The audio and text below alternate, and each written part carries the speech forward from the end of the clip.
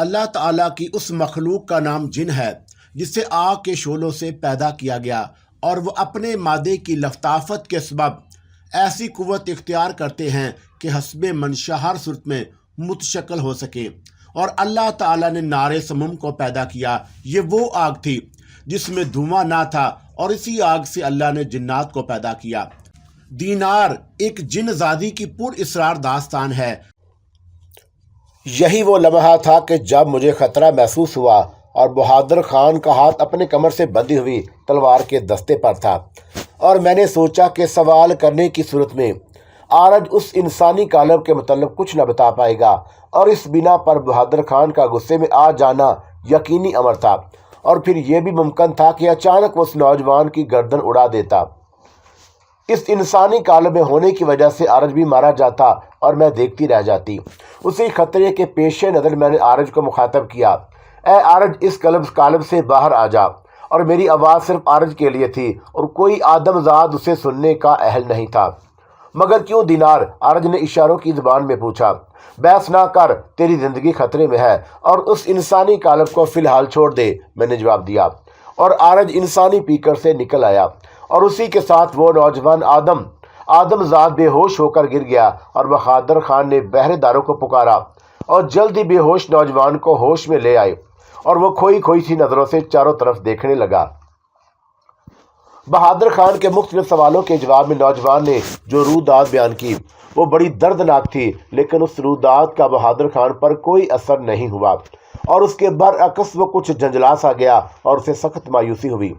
اس بار بھی قسمت اسے دغا دے گئی، اور اسی جھنجھلاہٹ میں وہ بولا، ضروری تو نہیں کہ یہ نوجوان سچا ہو۔ اور نوجوان اس کے قدموں میں گر پڑا اور رونے لگا، اور بہادر خان اپنے دل کو جھوٹی تسلیاں دے رہا تھا کہ یہ فریب بھی ہو سکتا ہے، کیا خبر یہ نوجوان جھوٹا ہو اور میری ہمدردیاں حاصل کرنے کے لیے ڈھونگ رچا رہا ہو۔ اس کے باوجود بہادر خان کا ذہن نوجوان کی داستان پر یقین کر چکا تھا، اور قلب و ذہن کے اسی تضاد کی وجہ سے اس نے نوجوان کو پہرے داروں کے حوالے کر دیا، اور حکم دیا کہ نوجوان کو نگرانی میں رکھا جائے، اور آگرہ پہنچ کر اس کی بیان کی تصدیق کر لی جائے۔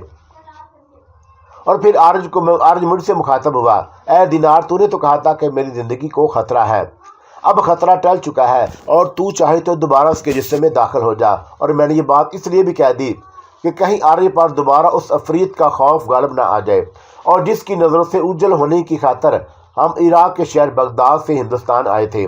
اور آرج فوراً راضی ہو گیا، اور اس نوجوان ذات کے جسم میں دوبارہ پناہ حاصل کر لے، اور جس کی داستان علم وہ بھی سن چکا تھا۔ دینار، تو بھی کسی آدم زادی کو ڈھونڈ لے اپنے لیے، آرج نے مشورہ دیا، اور ابھی مجھے یہ ضرورت محسوس نہیں ہوئی۔ تو میری فکر نہ کر، تو پھر تیری فکر کون کرے گا؟ اور میں نے اس کی بات سنی انسنی کر دی۔ دوسرے دن صبح ہمایوں کے لشکر نے اس منزل سے کوچ کیا، اور وہ نوجوان بھی ساتھ تھا جس نے بہادر خان کو اپنا نام شاہم بیگ بتایا، اور آرج نے دوبارہ اس کے جسم میں پناہ لے لی۔ شاہم بیگ کو فکر تھی کہ کہیں وہ زندگی سے ہاتھ نہ دھو بیٹھے، اس لیے اپنے بارے میں بہادر خان سے کچھ نہیں چھپایا تھا، صرف اس خیال سے کہ اس کی گلو خراسی ہو جائے۔ اور میں اس کی روداد حیات سن کر بہت متاثر ہوئی۔ شاہم بیگ 10 سال کی عمر سے اب تک در بدر بھٹک رہا تھا، اور اس عرصے میں اس کی زندگی کئی بار خطرے میں پڑی، مگر وہ کسی نہ کسی طرح بچ کر نکل گیا، اور ممکن ہے کہ اس مرتبہ بھی ایسا ہی ہوتا اگر آرج نے اس کے جسم میں پناہ نہ لی ہوتی، اور بھاگتے بھاگتے وہ بھوک سے بے حال نہ ہو جاتا تو کبھی لشکر کا رخ نہ کرتا۔ اس غریب آدم زاد نوجوان کو کیا خبر تھی کہ ایک جن زاد اس کے جسم میں داخل ہو جائے گا، اور حالات و واقعات کا جبر ہم پر جن زادوں اور آدم زادوں کے لیے یکساں ہے۔ بہادر خان کے ذہن پر توجہ دینے کے علاوہ شاہم بیگ کے حالات زندگی جاننے کی خاطر میں نے ایک اور ذریعہ بھی استعمال کیا، اور یہ ذریعہ خود شاہم بیگ ہی تھا۔ اور جب میں نے آرج کی زندگی کو خطرہ محسوس کیا تو اس سے شاہم بیگ کا انسانی کالب چھوڑ دینے کو کہا۔ آرج شاہم بیگ کے جسم سے نکل آیا تھا، اور اس کے بعد مجھے شاہم بیگ کا ذہن پڑھ کر بہت سی باتوں کا علم ہو گیا۔ شاہم بیگ کے بارے میں یہ سب معلوم کرنے کا سبب آرج تھا، اور آئندہ وہ انسانی قالب عارج کے استعمال میں رہنا تھا۔ اور اب بھی شاہم بیگ کو وہ رات یاد تھی جب وہ اپنے گھر سے بھاگا، اور اگر وہ نہ بھاگتا تو قتل کر دیا جاتا، کیونکہ اس نے اپنے باپ کے قاتلوں کو دیکھ لیا تھا، اور جن میں اس کی ماں بھی شامل تھی۔ اس رات ایک گھٹی گھٹی سی چیخ سن کر شاہم بیگ کی آنکھ کھل پڑی، اور اس نے آنکھ کھلتے ہی جو کچھ دیکھا ایک خواب سا معلوم ہوا۔ اس کی پہلی نظر اپنی ماں پر پڑی جو اس کے باپ کے منہ میں کپڑا ٹھوس رہی تھی، اور ماں کے قریب بھی وہ شخص کھڑا تھا جسے شاہم بیگ چچا کہتا تھا۔ اس شخص کے ہاتھ میں کھلا خنجر دیکھ کر شاہم بیگ اور بھی سہم گیا، اور اس کا خوف کچھ کم ہوا تو دیکھا کہ اس کے باپ کو چارپائی سے باندھ دیا گیا، اور شاہم بیگ کو چارپائی کے دوسری جانب بھی ایک شخص کھڑا ہوا نظر آیا جو اجنبی تھا، اور اس کے ہاتھ میں بھی خنجر تھا۔ شاہم بیگ خاموشی سے سب کچھ دیکھتا رہا، لیکن جب وہ کھلے خنجر باپ کے سینے میں اترے تو وہ چیخ اٹھا، اور قاتل اس کی طرف جھپٹے، اور اس کی ماں نے قاتلوں کو روکنا چاہا مگر وہ نہ رکے، اور شاہم بیگ کی چارپائی دریچے کے قریب بچھی ہوئی تھی، اور وہ دریچے سے کود کر چیختا بھاگتا ہوا۔ اسے بس اتنا ہوش تھا کہ اگر قاتلوں کے ہاتھ آ گیا تو وہ اسے زندہ نہیں چھوڑیں گے، اور جب تک اس میں بھاگنے کی طاقت رہی وہ بھاگتا رہا، اور پھر نڈال ہو کر گر پڑا۔ اس کے اندر اور باہر ہر طرف تاریکی پھیل گئی۔ ہوش آیا تو اس نے خود کو ایک چشمے کے کنارے پڑے دیکھا، اور سورج کی کرنیں اس کے جسم میں نیزوں کی طرح اتر رہی تھیں۔ گزری ہوئی شب کا ہولناک واقعہ یاد آتے ہی وہ پھر بھاگ اٹھا، اور وہ اتنا نا سمجھ نہیں تھا کہ اپنی ماں کو بے گناہ تصور کرتا۔ باپ کے قتل میں اس کی ماں کی منشا بھی تھی، ورنہ وہ قاتلوں کا ساتھ نہ دیتی۔ اور اس وقت شاہم بیگ بچہ تھا اور وہ قتل کی وجہ نہیں سمجھ سکا، لیکن اب ایسا نہیں تھا، اور جسے اس کے باپ نے دوستی میں اپنے گھر پناہ دی تھی وہ دوست دشمن ثابت ہوا، اور قصور اس کی ماں کا بھی ہوگا جس نے اپنے شوہر کے دوست کو اتنی ڈھیل دی کہ نوبت یہاں تک پہنچ گئی۔ جب شاہم بیگ سے چچا کہتا تو وہ بہت خوش ہوتا، اور اپنی بڑی بڑی مونچھوں پر تاؤ دے کر عجیب سے انداز میں مسکراتا۔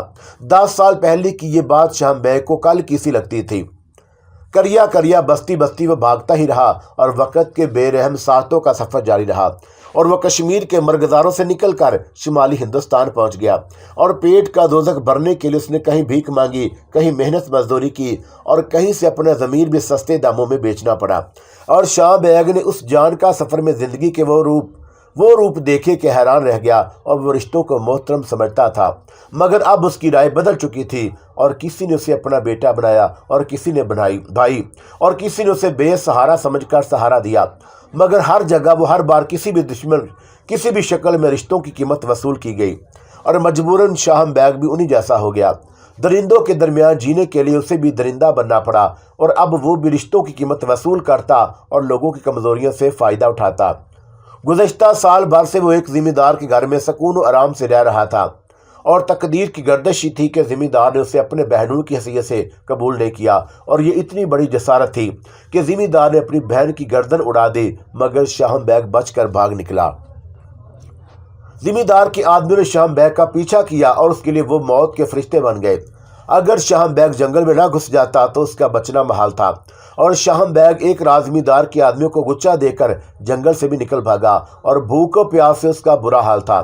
اسی عالم میں وہ اس طرف نکل آیا جہاں مغل لشکر پڑاؤ ڈالے ہوئے تھا، اور یوں وہ ایک پھندے سے نکل کر دوسرے پھندے میں پھنس گیا، اور دلچسپ بات یہ تھی کہ اسے پتہ بھی نہ تھا کہ اسے پھنسانے والا اب کے ایک جن زاد ہے، اور مغل لشکر کے ساتھ ساتھ بھی آگرے میں بھی پہنچ گئی۔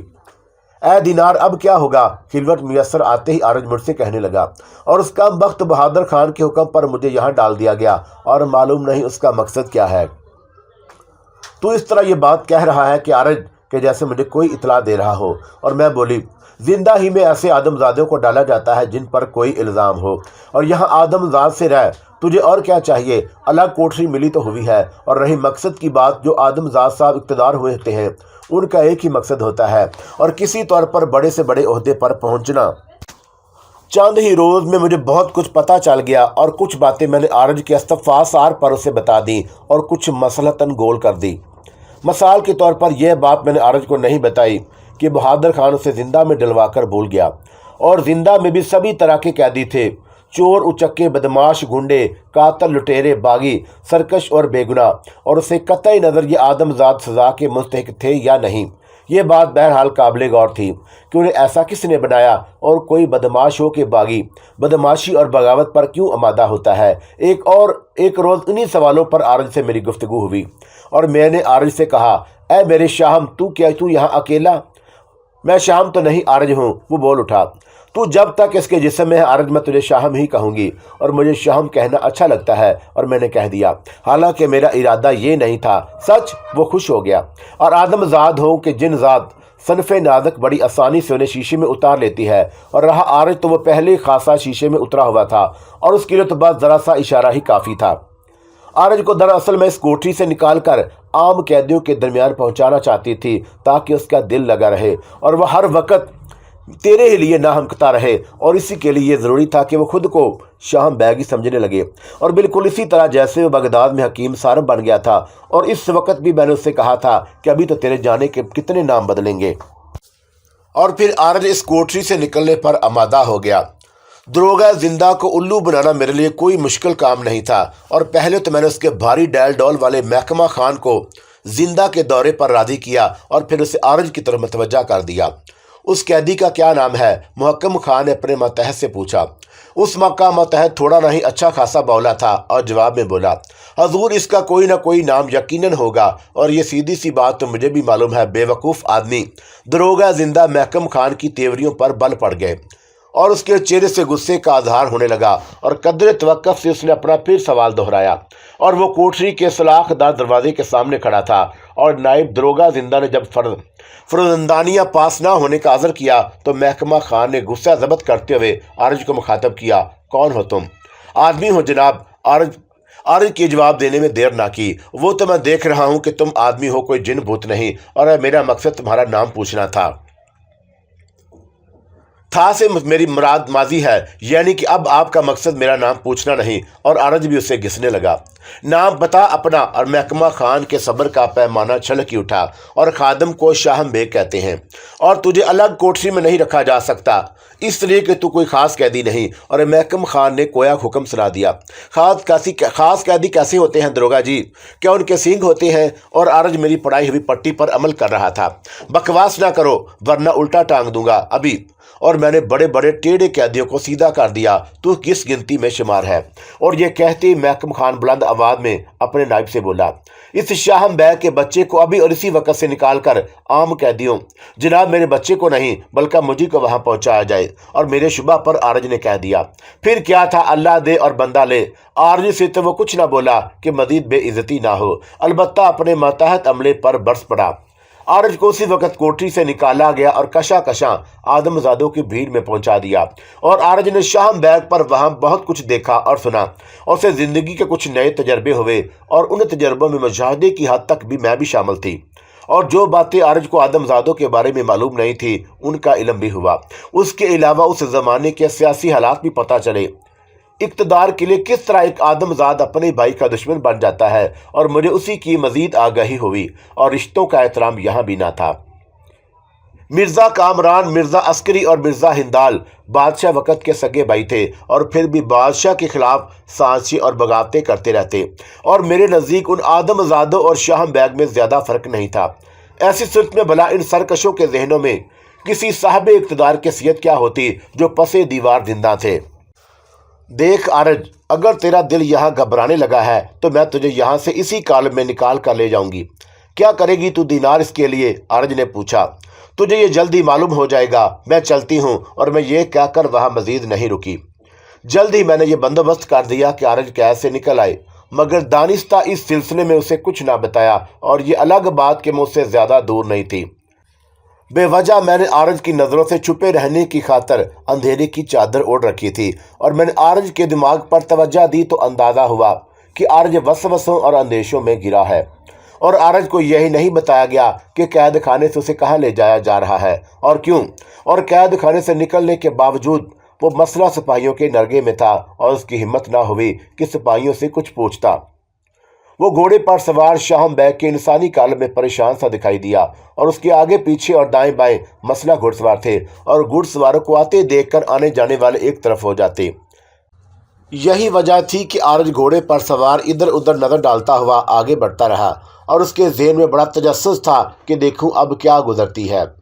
मुख्तलिफ रास्तों से गुजरते हुए घोड़सवार आरज को लिए एक बड़ी सी हवेली के फाटक में दाखिल हुए और हवेली की शान और शौकत देखकर आरज हैरान सा हुआ। और शाम हो चुकी थी और हवेली में फानूस रोशन किए जा रहे थे और घुड़सवार उसे हवेली के एक हिस्से में ले गए और वहां से पहले ही से जर्क बर्क कपड़ों में मलबूस खवासी और खिदमतगार खड़े थे और उनमें से एक सा ख्वाजा सरा आगे बढ़ा और उसने आरज के घोड़े की लगाम थाम ली और घुड़सवार पास वापस हो गए। और फिर आरज के साथ जो कुछ हुआ उसे हैरत अदा करने के लिए काफ़ी था।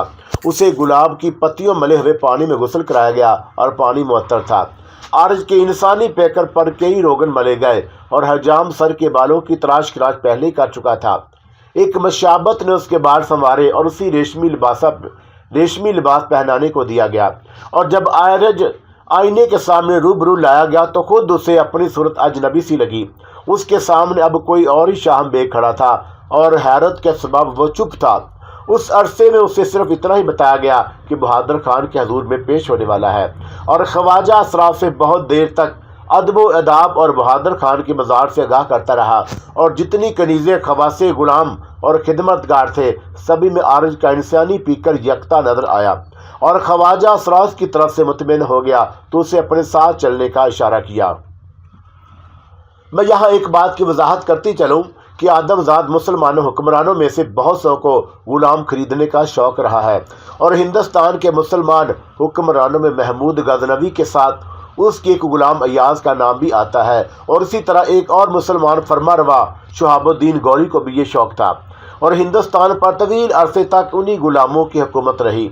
और ये अलग बात नहीं कि उन्हीं के अकाओं ने आज़ाद भी कर दिया था और ख़ानदान गुलामा की फहरिस्त में कुतुबुद्दीन ऐबक और शमसुद्दीन अतमश भी आते हैं। और सो इसी रवायत को मुग़ल ताजदारों ने भी बरकरार रखा और बिलाशुबा मुग़लों का ज़ौक़ जमाल आला दर्जे का था और कोई भी मुग़ल हुक्मरान अपने आस पास किसी बदसूरत कनीज़ खवास गुलाम यार खिदमतगार खादम को नहीं देख सकता। और यही मजाज मुग़ल अमरा का था। मुसलमान फर्मा बरदारों में से हसद रखने वाले उन्हें बदनाम करने वाले मुतसब यहूदियों और ईसाइयों ने उस गुलाम पसंदी को मुख्तलिफ नाम दिए। मुग़लों के ज़ौक़ जमाल को बीमारी ज़हनियत करार दिया गया जबकि हकीकत और बेराह रवी से उनका कोई ताल्लुक़ नहीं। मेरी इस वजाहत की वजह शाहम बेग है जो बेहद खूबसूरत था और जिसके जिस्म में आरज ने पनाह ली थी। यहाँ एक और बात भी समझने की है कि हम जिन ज़ादों खवा किसी भी आदमजात के जिस्म पर कब्ज़ा कर लें उसके जिस्म के फितरी तकाज़ों और आदात व अतवार को पूरी तरह नहीं बदल सकते और फितरत जो हर शय में अपना ज़हूर करती है उसे बदलना मुमकिन नहीं। और आरज इसी बिना पर परेशान था। सो शाहम बेग के जिस्म में आरज ने पनाह तो ले रखी थी मगर उसे गैर इरादी हरकत सरजद होती रहती। और इस वक्त भी शाहम बेग के कालब में उसका कल्ब ज़ोर ज़ोर से धड़क रहा था और आरज को उसके कल्ब व ज़हन पर एक हद ही तक ही तसर्रुफ़ हासिल था। हवेली के उस हिस्से से निकलते ही आरज को मज़ीद हैरत हुई। वो संगे मरमर के बेदाग फर्श पर चल रहा था और ख्वाजा सरा के साथ वो एक ख्वाब के आलम में चलता रहा और चौंका उस वक़्त जब ख्वाजा सरा ने उसे टोका। एक महराबी दरवाजे में दाखिल होते वक़्त उसका पाँव हरीरी पर्दे में उलझ गया था।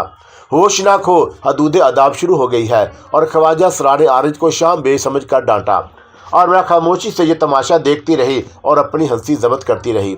आरज इतना ही होंक नजर आ रहा था और ख्वाजा सरा के टोकने पर आरज संभल गया और आहिस्तगी से अपना पैर हरीरी पर्दे से निकाल लिया और फर्श पर दबीज कालीन बिछा हुआ था और जिसमें उसके पांव फंसे जा रहे थे। सामने ही मसांद पर बहादुर खान बैठा था और आरज को कैद से रहाई दिलाने के लिए मैंने उसी को इस्तेमाल किया था। उसके ज़हन में मैंने ये बात बिठा दी कि आरज का इंसानी पीकर यानी शाहम एक ऐसी सिफ़ात का हामिल है जो आला दर्जों के गुलामों और खिदमतगारों में होती है। और बहादुर खान से ज़रा फासले पर एक और शख्स दो जानू बैठा नजर आया। सुबहान अल्लाह, बहादुर खान के होठों को हरकत हुई और शाहम बेग का बज़ाहिर उसके ज़ौक़ जमाल पर पूरा उतरा था। हर चंद के ख्वाजा सरा ने नजरें झुकाए रखने को कहा था मगर आरज उस हिदायत पर अमल ना कर सका और कुछ देर सकूत तारी रहा और वह बराह रास्त बहादुर खान की तरफ देख रहा था। बहादुर खान की नज़रें भी उस पर थीं और आरज के इंसानी कालब शाहम बाई को देखकर बहादुर खान महबूब सा दिखाई दे रहा था।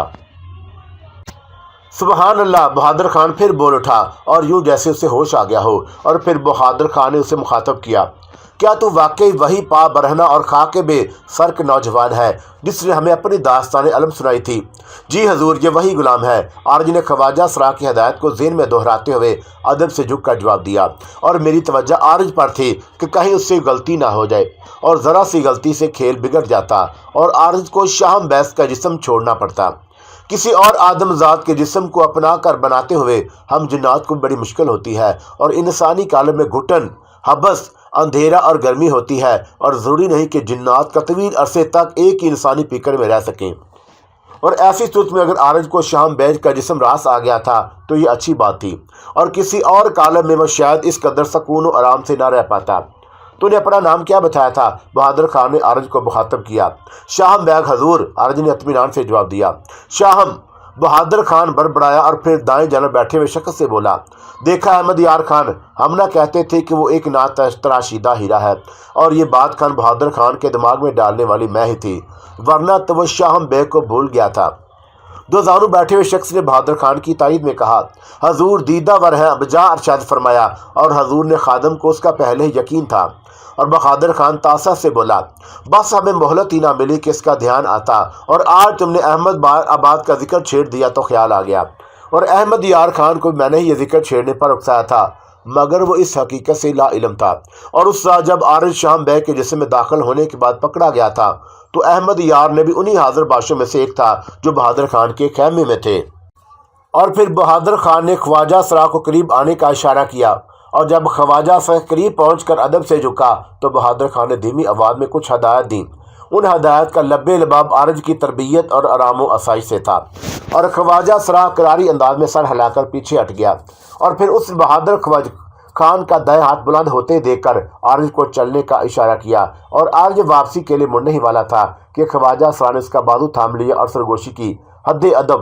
اور آرج کو خواجہ سرا نے ہدایت دی تھی کہ بہادر خان کے پاس اسے الٹے قدموں واپس جانا ہے، اور اس شب آرج کو بہادر خان کی محفل کا ساقی بنایا گیا، اور یاران محفل نے بہادر خان کے انتخاب کی خوب داد دی، اور یہ ہیرا تو تاج شاہی کی زینت بننے کے قابل ہے۔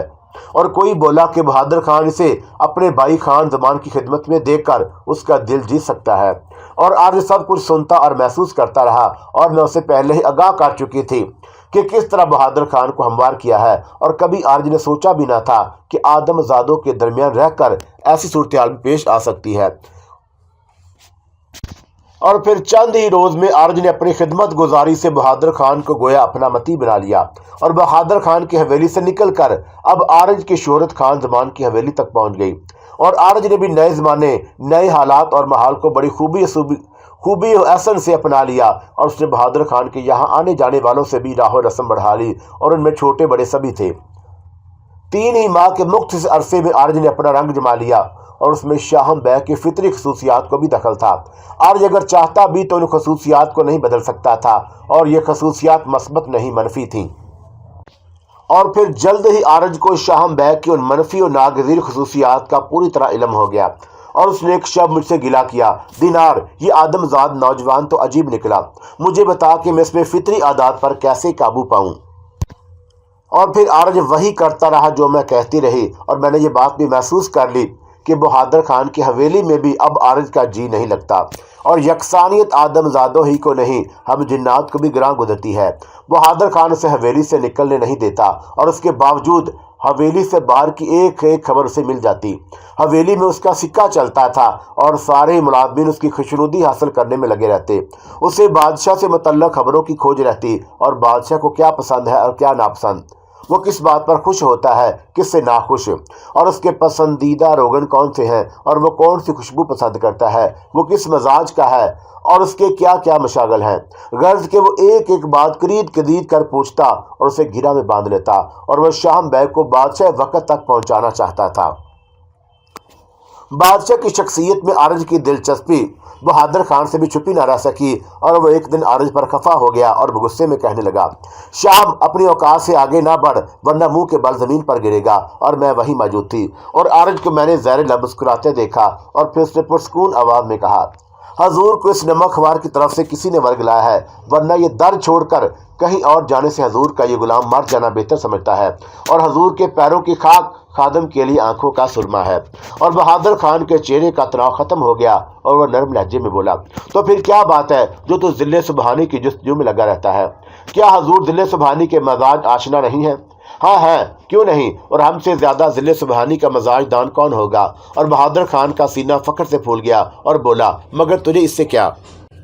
اگر حضور کے غلام بھی اس سے آگاہ ہو تو حضور کی عزت میں 4 چاند لگیں گے، اور لوگ کہیں گے کہ حضور کے غلام بھی ذہانت و فراست میں کسی امیر سے کم نہیں۔ اور عارج نے بہادر خان کو بیوقوف بنایا۔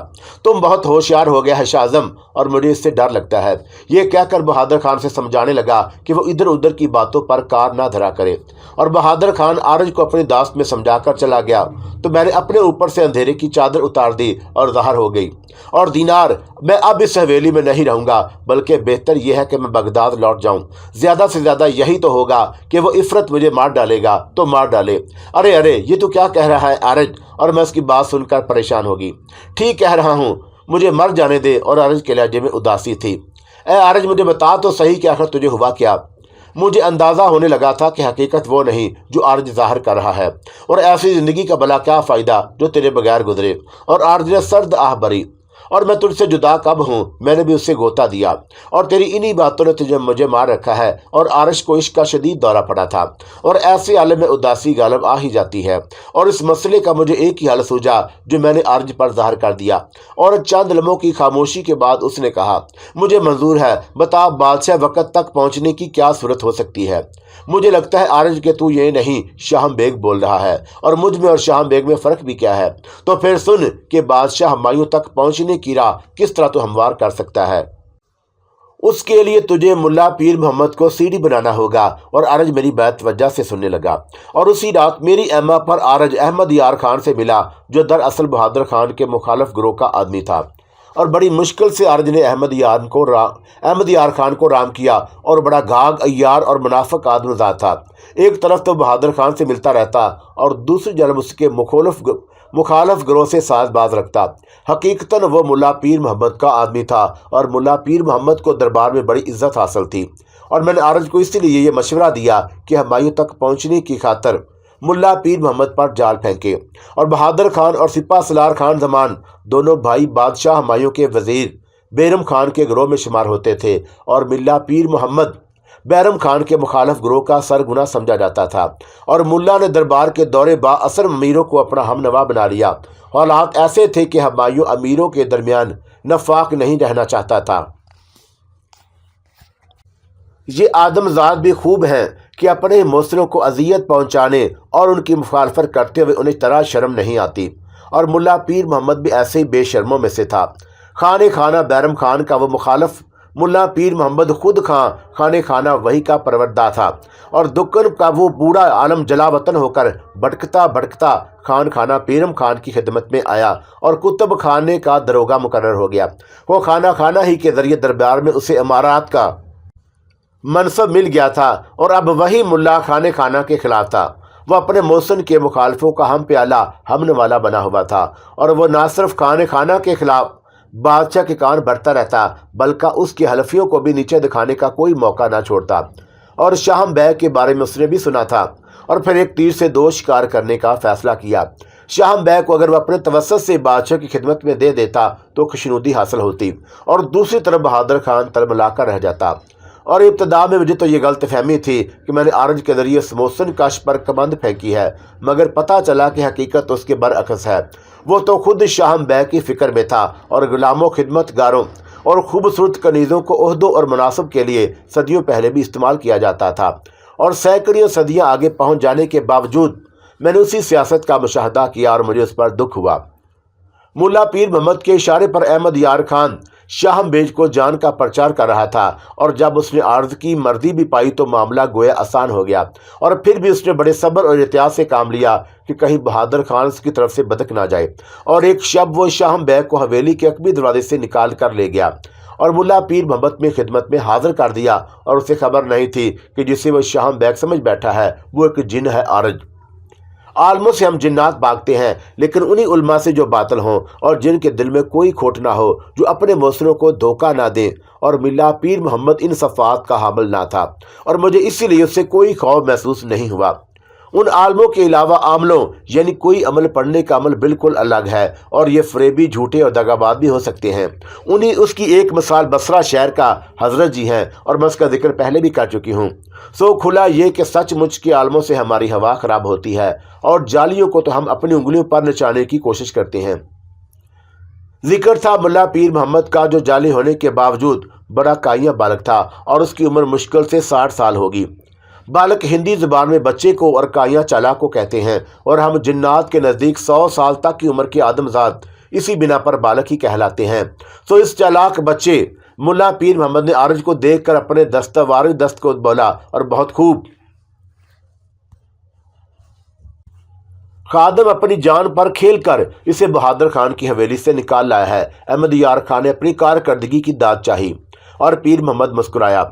हम जानते हैं तुम्हें तुम्हारी खिदमत का सिला ज़रूर मिलेगा।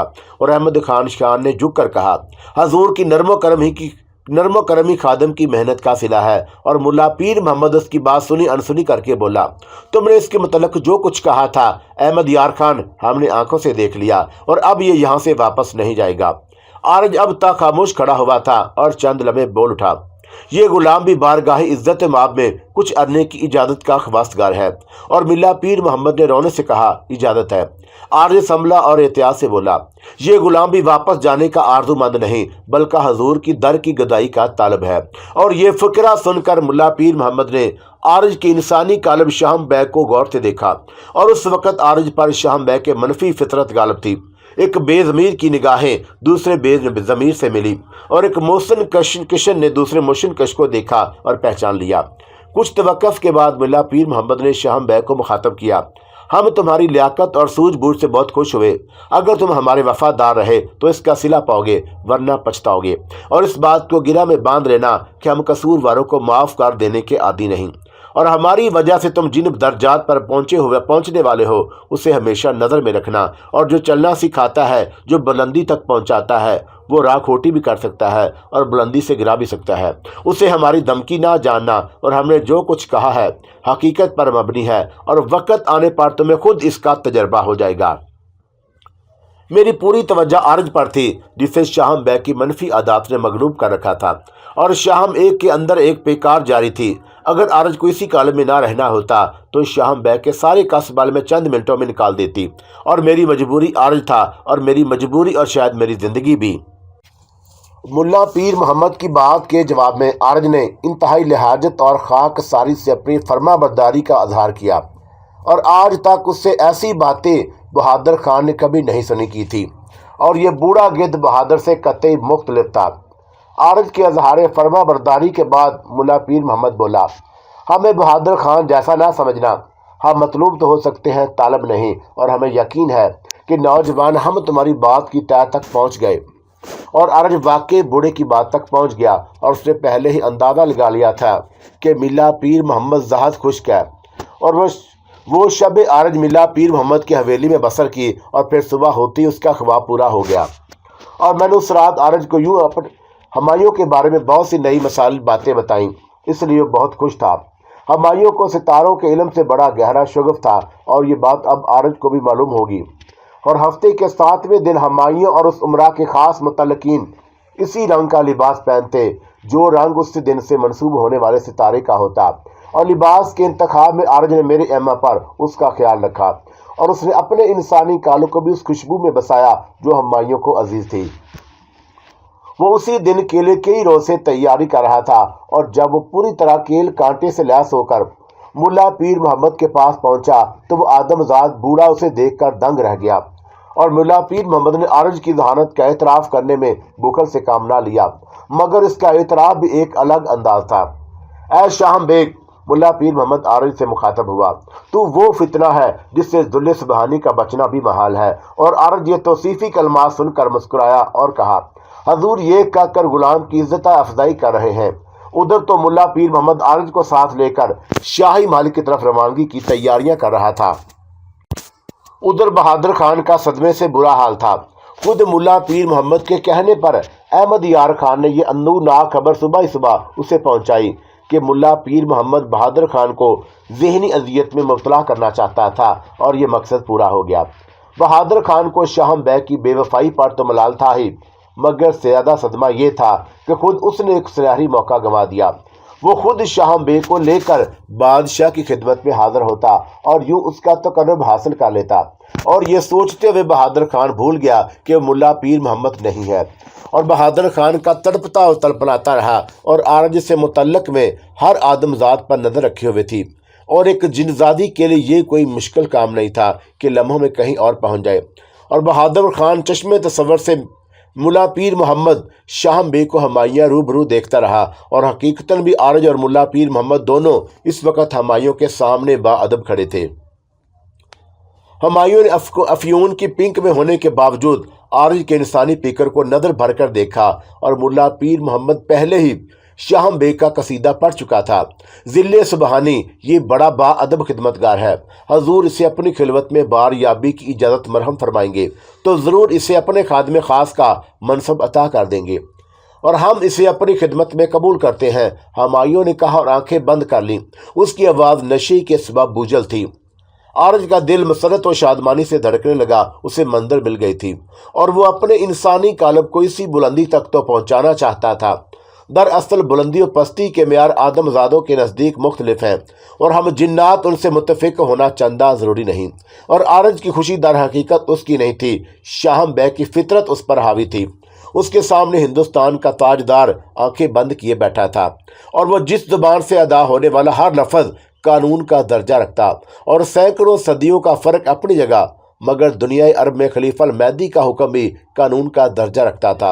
اور مجھے یاد ہے کہ ایک مرتبہ بغداد کی ایک قریبی آبادی فلوحہ میں کچھ باغیوں نے شرارت کی، اور خلیفہ کے علم میں جب یہ بات آئی تو وزیر ابو عبداللہ باغیوں کی سرکوبی کے لیے احکامات دے چکا تھا، اور خلیفہ المہدی جہاں بعض معاملات میں سخت گیر مشہور تھا، وہی رحم دل بھی تھا، اور شر پسندوں کے لیے وہ سخت گیر اور بے گناہوں کے لیے سپر تھا۔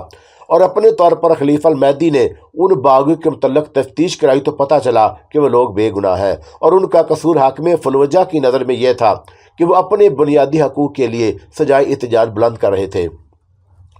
پھر اس سے پہلے کہ ان باغیوں کی سرکوبی کے وزارتی احکامات پر عمل ہوتا، خلیفہ المہدی کا حکم فلوجہ پہنچ گیا، اور خلیفہ مہدی کے نزدیک وہ باغی حق پر تھے، سو انہیں سزا کی بجائے انعام و کرام سے نوازا گیا۔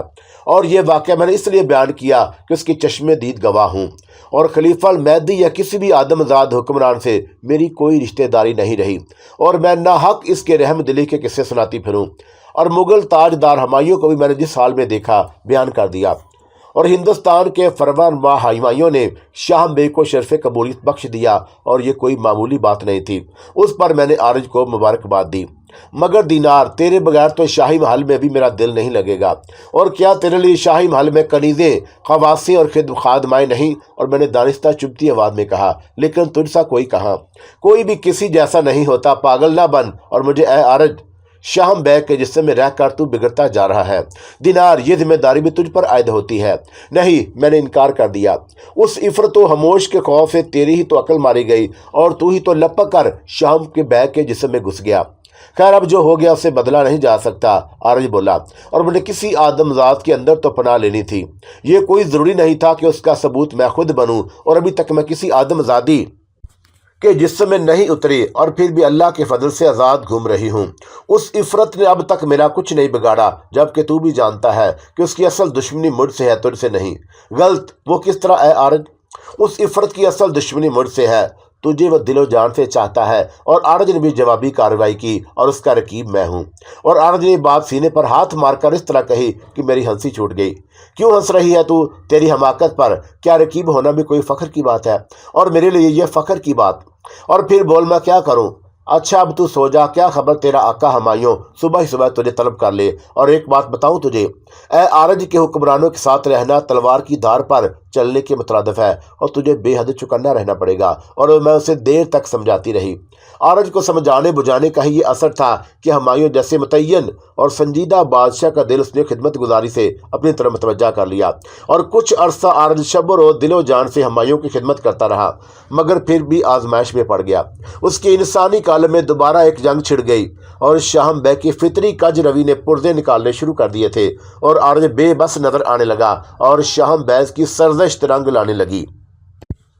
اصل سے خطا نہیں اور کم اصل سے وفا نہیں، اور شاہم بیگ کم اصل تھا۔ اس نے جن عمرا اور منصب داروں سے تعلقات بڑھائے ان میں بہادر خان کا بھائی اور مغل افواج کا سپہ سالار خان زمان پیش تھا، اور ایک شاہم بیگ ہی کیا، ہر کوئی بلی کا بچہ بھی حکمران وقت ہمایوں کے قریب پہنچنے میں کامیاب ہو جاتا تو یہ لالچی آدم زاد اس کے آگے پیچھے بھی اپنی اپنی دمیں ہلاتے نظر آتے، اور شاہم بیگ تو پھر آدم زاد تھا۔ عمرہ کو ایک دوسرے سے آگے نکل جانے کی ہوس نے جیسے دیوانہ کر دیا، اور جسے دیکھو شاہم کی رٹ لگاتا، اور اسی وجہ سے شاہم بیگ کا دماغ اور خراب ہو گیا، اور عمرہ کے درمیان اس مقابلے سے اس نے پورا فائدہ اٹھایا۔ ایک روز میں نے آرج سے بات کی، بہت ہو گیا آرج، تو نے اپنی بہت کر لی، اور بہتر ہے کہ اب تو شاہم بیگ کی حد سے تجاوز نہ کرنے۔ اور میری آواز میں ناگواری تھی، میں تو خود تنگ ہوں دینار کہ تو ہی کوئی ایسی تدبیر بتا کہ سام بھی مر جائے اور لاٹھی بھی نہ ٹوٹے۔ اور آرج کی بات سن کر مجھے غصہ آنے لگا، اور میں نے سوال کیا، تو سانپ ہے یا لاٹھی؟ دونوں ہی سمجھ لے مجھے۔ اور آرج کی بات میں اسی لمحے مجھے بدلی سی لگی، اور مجھے گمان بھی نہ تھا کہ زندگی کبھی کوئی ایسا دن بھی دکھانا پڑے گی جب آرج پر شیطان اس قدر غالب آ جائے گا۔ کہتے ہیں کہ غصہ اور عشق دونوں عقل خبت کر دیتے ہیں، اور سو میری عقل بھی کہیں گھاس چرنے چلی گئی، اور میں نے یہ سوچا ہی نہیں تھا کہ آرج پر وہ آدم ذات بھاری پڑ رہا ہے، اور جس کے جسم کو جن ذات آرج نے اپنا عارضی ٹھکانہ بنا لیا ہے، اس کی بجائے آرج سے میں خفا ہو گئی۔ اے آرج، تو چاہے میری طرف سے تجھے پوری آزادی ہے۔ اور میں اپنے غصے کو ضبط کرتے ہوئے بولی، تو کتنی اچھی ہے دینار۔ اور دوسرے لمحے میں نے اندھیرے کی چادر اوڑھ لی اور ہمایوں کے شاہی محل سے نکل آئی۔ میں خود کو بہت خالی سا محسوس کر رہی تھی، اور جانے کب میں رونے لگی۔ وہ کیا سمجھتا ہے کہ میں اس کے بغیر زندہ نہیں رہ سکتی، اور میں بڑبڑائے جا رہی تھی، اور مجھے خبر نہیں کہ کب تک میری یہی کیفیت رہی، اور کئی روز تک میں نے آرج کو دیکھا تک نہیں، اور مجھے خیال آیا کہ دیکھوں آرج کو میری کمی کا احساس ہے یا نہیں، اور میں یہی دیکھنے کے لیے ہمایوں کے محل میں داخل ہوئی۔ اندھیرے کی چادر میں اب بھی میرا وجود آرج کی نظروں سے اوجھل رہا، اور ہمایوں کے حکم پر محل ہی کا ایک حصہ آرج کے انسانی قالب شاہم بیگ کی سکونت کے لیے وقف کر دیا گیا تھا، اور آرج کو اب شاہی مکربوں میں شامل کر لیا گیا۔ اس کی حیثیت کے پیش نظر بہادر خان نے طلقات درینہ کا واسطہ دے کر آرج سے دوبارہ رسم و راہ پیدا کر لی، اور اس کی وجہ یہ تھی کہ وہ عتاب شاہی سے بچنا چاہتا تھا۔ آرج اس کے لیے کسی بھی بڑی بری گھڑی آنے کا سبب بن سکتا تھا، اور شاہم بیگ کو میں نے آرج پر غالب دیکھا، اور میرا آرج اپنے انسانی پیکر میں ایسا گم ہوا کہ مل ہی نہیں رہا تھا۔ سو میں نے آرج کو اسی کے حال پر چھوڑ دیا، اور پھر بھی میں نے اس کے انسانی پیکر کی نقل و حرکت پر نگاہ رکھی۔ شاہم بیگ اپنے برے وقت کے دوستوں اور دشمنوں کو بالکل نہیں بھولا تھا، مگر اس کے دوست کم اور دشمن زیادہ تھے۔ اس نے دوستوں کو خوب نوازا اور دشمنوں سے بھرپور انتقام لیا۔ کسی کی کھال کھچوا دی، کسی کو برسر عام کوڑے لگوائے، اور کسی کی گردن مروا دی، اور کسی کو قید کرا دیا، اور کسی کو اتنا ذلیل و رسوا کیا کہ اس نے خودکشی کر لی۔ اور شاہم بیگ کی انہی شکاروں میں وہ بوڑھا ذمہ دار بھی تھا جس کے ہاتھوں قتل ہوتے وہ بچ کر بھاگا تھا، اور پھر بھوکا پیاسا مغل سپاہیوں کے ہتھے چڑھ گیا تھا۔ سنبھل کا عبد الرحمن بھی شاہم بیگ کو یاد تھا، جو غریب ہونے کے باوجود دل کا غنی تھا، اور ایک موقع پر عبد الرحمن نے اس کی جان بچائی تھی اور اپنے گھر میں پناہ دی۔ اس کے دوست میں بس ایک عبد الرحمن ہی رہ گیا تھا جس سے اب تک ملاقات نہ ہو سکی، اور شاہم بیگ آج کل بہت مصروف شب و روز گزار رہا تھا۔ لگتا تھا کہ آرج کو اس نے مغلوب کرنے کے بعد اپنے کالم میں قیدی بنا لیا تھا، یا اسے بھی اپنے رنگ میں رنگ لیا تھا۔ آرج سے اب میرا کوئی رابطہ نہیں تھا، اور میں اس سے ناراض تھی، اور اپنی ہی ناراض ہوا جاتا تھا، اور مجھے ناراضگی کا حق تھا۔ اپنے مصروف شب و روز کی وجہ سے نہ تو وہ خود کو سنبھل جا سکا، اور نہ اپنا کوئی قاصد بیچ کر اسے آگے بلوا پایا۔ اور جو لوگ شاہم بیگ کے انتقام کا شکار ہوئے، ان میں سے بلا واسطہ کچھ کی پہنچ عمرہ تک بھی تھی، اور شاہم بیگ کی شکایتیں وہاں تک تو پہنچ گئی، مگر بادشاہ تک نہ پہنچی۔ کوئی امیر بادشاہ کے مزاج شناس خادم خاص کی دشمنی مول لینے پر آمادہ نہ ہوا، اور اسے شاہم کا حوصلہ اور بڑھ گیا، اور وہ اب محل سے نکل کر بے روک ٹوک جہاں چاہتا آتا جاتا، اور وہ شہزادوں کی سی زندگی گزار رہا تھا۔ اب اس کی آمد و رفت سپہ سالار افواج کے خان زمان کی حویلی میں بھی پہلے کی نسبت بڑھ گئی، اور خان زمان کا خیال تھا کہ بادشاہ ہمایوں تک کوئی بات پہنچانے یا خود پہنچنے کے لیے شاہم بیگ سے زیادہ کوئی اور مختصر راستہ نہیں۔ شاہم کی آمد کا بڑا سبب خان زمان کی ایک حسین کنیز دل رام تھی، اور دل رام نہایت خوبصورت نوجوان و نوخیز تھی۔ اب تک شاہم بیگ صرف 2-3 بار ہی اس کی جھلک دیکھ پایا تھا، اور اس حسین اور نازک اندام کنیز پر شاہم بیگ کا دل آ گیا تھا، اور یہ ایسا معاملہ تھا جو مجھ سے برداشت نہ ہوا۔ آدم زادیاں بھی اپنی محبت میں کسی کو حصہ دار بنانے پر آمادہ نہیں ہوتی، اور میں نے بہرحال ایک فیصلہ کر لیا، جبکہ یہ مشکل فیصلہ تھا۔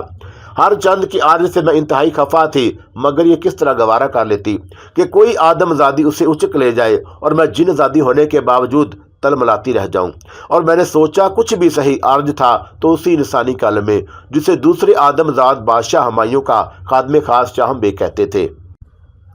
مغل افواج کا سپہ سالار خان زمان بہادر اور شجاع آدمی تھا، اور اس کی مردانگی اور دلیری کے افسانے زبان ددخاص و عام تھے، مگر اس کی زندگی کا ایک کمزور پہلو بھی تھا کہ وہ بلا کا حسن پرست تھا۔